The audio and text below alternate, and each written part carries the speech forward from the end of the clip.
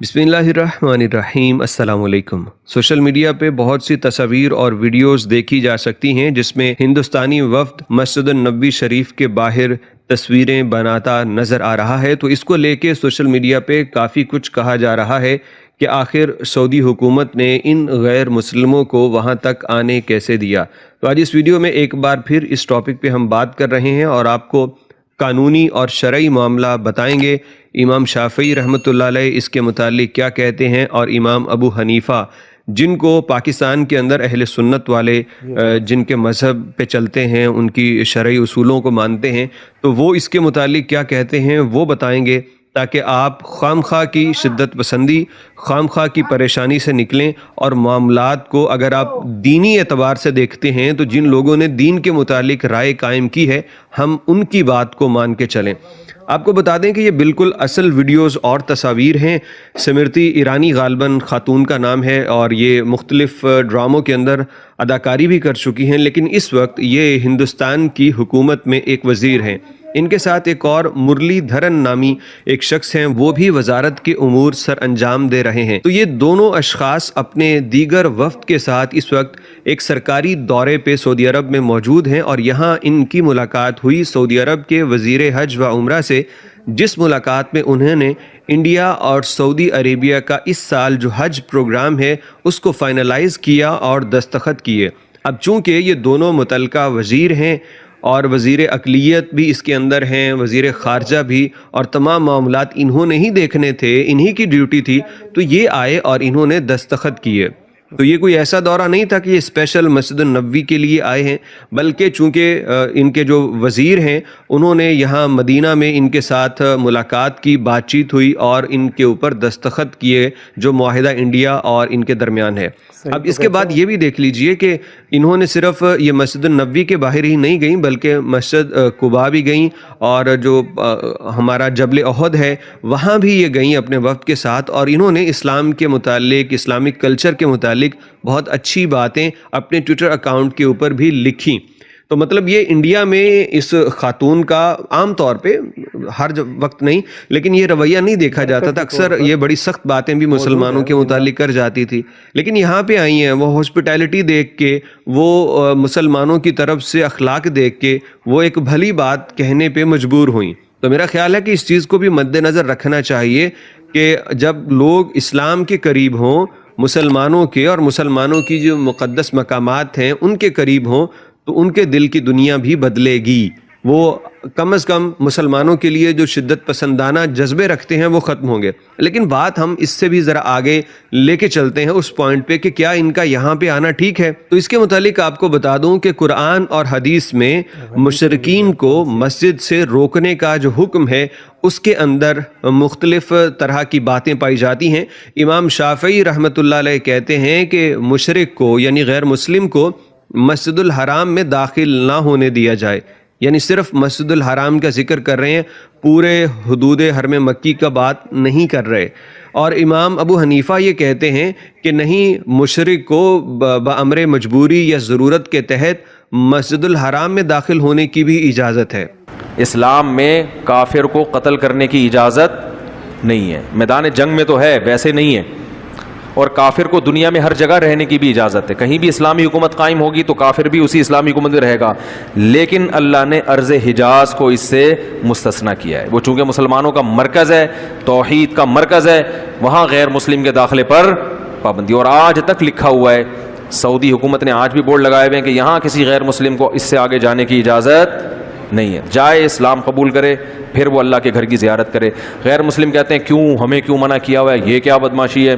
तो भाई वहाँ कौन से कोई तफरीह की जगह है, वहाँ खूबसूरत आबशारें होती और बड़े खूबसूरत ग्रीनरी होती, फिर आप कहते हैं ज़मीन के इस खूबसूरत इलाके पे मुसलमानों ने कब्ज़ा करके हमें वो बिल्कुल बयाबान ज़मीन है। और ये अल्लाह ने हिकमत है कि ऐसी जगह अपना घर बनाया जहां एंटरटेनमेंट का कोई सामान है ही नहीं, क्योंकि अगर वो ग्रीनरी होती, 7000 फुट की बुलंदी पर होता, आबशारें होती, तो किसी के दिल में वसवसा आ सकता था। असल में कोई बादशाह गुजरा था जिसको ये इलाका बहुत अच्छा लगा, तो उसने कहा कि तफरीह की तफरीह, इबादत की इबादत, यहाँ घर बना लो। गैर मुस्लिम को अल्लाह ने पाबंदी लगाई है, कहा कि तुम तौहीद को मान लो, अकीदा तौहीद कबूल कर लो, تو پھر ٹھیک ہے تم بھی آؤ, اس پر کسی کی یہ جاگیرداری نہیں ہے. اور نبی نے حکم دیا, عربوں کو منع کیا کہ بیت اللہ کسی کے لیے بھی بند, یعنی جو حرم ہے کسی کے لیے بھی بند نہیں ہوگا, دن میں رات میں جو جب چاہے آ کے طواف کرے, کسی پہ پابندی نہیں لگائی جا سکتی. یا بنی عبد مناف لا تمنعوا احدا ممن طاف بهذا البيت ليلا او نهارا, اے بنی عبد مناف کسی کو بھی تم بیت اللہ میں آنے سے روک نہیں سکتے, چاہے وہ دن میں طواف کرنا چاہے یا رات میں. ہاں صفائی وفائی کے لیے وقتی پابندی لگ جائے تو ایک الگ بات ہے. تو اللہ نے یہ بھی حکم دیا کہ حدود حرم میں غیر مسلم کا داخلہ منع ہے. یا ایھا الذین آمنو, اب وہی ٹاپک واپس آ رہا ہے, اہل ایمان کو حکم دیا جا رہا ہے, اے اہل ایمان انما المشرکون نجس, مشرک تو سوائے اس کے کچھ نہیں کہ نیرا گند ہے. ظاہر ہے اس سے بڑی کیا گندگی ہو سکتی ہے کہ اللہ کے ساتھ کسی اور ہستی کو معبود تصور کر لیا جائے, یا اس کی کوالٹی, یعنی دنیا میں سب سے بڑی پلیدی کوئی ہو سکتی ہے تو یہی ہے. جب کائنات کا سب سے بڑا گناہ شرک ہے تو سب سے پلید انسان وہی ہوگا جو شرک کرنے والا ہے. فلا یقرب المسجد الحرام بعد عامہم ھذا, تو بس اس سال کے بعد کوئی مشرک بھی مسجد حرام کے اندر داخل نہیں ہو سکتا. وہی جو میں نے شروع میں بتایا تھا سورہ توبہ کے تعارف میں کہ حضرت علی رضی اللہ تعالیٰ عنہ علیہ السلام کو نبی علیہ السلام نے بھیجا, بخاری مسلم میں آتا ہے, کیونکہ پیچھے سے آیات نازل ہوئی تھی کہ وہاں جا کے اعلان کرے کہ آندہ کے بعد یہ آخری حج ہے جو مسلمانوں اور مشرکین نے اکٹھا کیا ہے 9 ہجری کا, کیونکہ اگلے سال رسول اللہ نے خود تشریف لانا تھا, تو اناؤنسمنٹ ہوگی کہ آندہ اگلے سال کوئی نہیں آئے گا حج کرنے کے لیے, مشرکین میں سے صرف مسلمان آ سکتے ہیں. اور یہ پروٹوکول صرف حرمین کی سرزمین کا ہے کہ وہاں آپ مشرکین کا داخلہ منع ہے, وہاں پہ آپ کوئی بت پرستی کی علامت بھی نہیں بنا سکتے. باقی پوری دنیا میں جہاں چاہیں وہ اپنی مرضی کے مطابق رہیں, وہ ایک علیحدہ بات, لیکن حرم کی سرزمین آپ سمجھ لیں اسلام کا کنٹونمنٹ ایریا ہے, وہاں کوئی اور نہیں جا سکتا سوائے اس کے جس کے پاس پرمٹ ہے انٹر ہونے کا, لا الہ الا اللہ محمد رسول اللہ صلی اللہ علیہ وآلہ وسلم.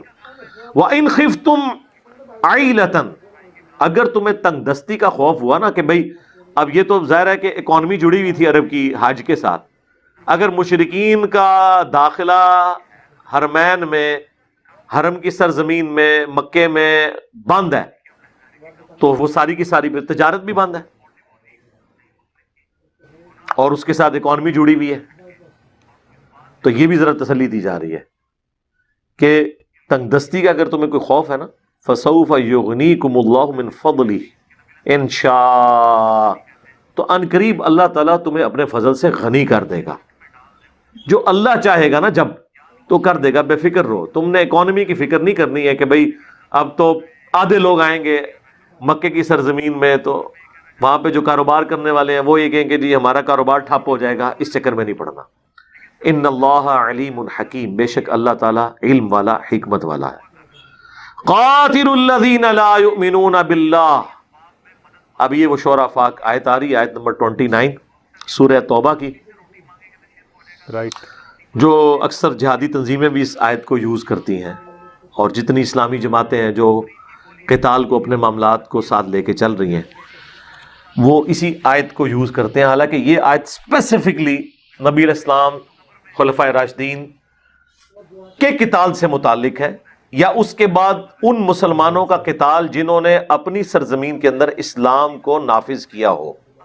یہ نہیں ہو سکتا کہ اپنی سرزمین میں نام کا اسلام ہو, نا انصافی پر مبنی معاملات چل رہے ہوں, اور آپ کافروں سے کہیں کہ اپنے ملک ہمارے حوالے کرو, ادروائز ہمارے سے جنگ کے لیے تیار ہو جاؤ.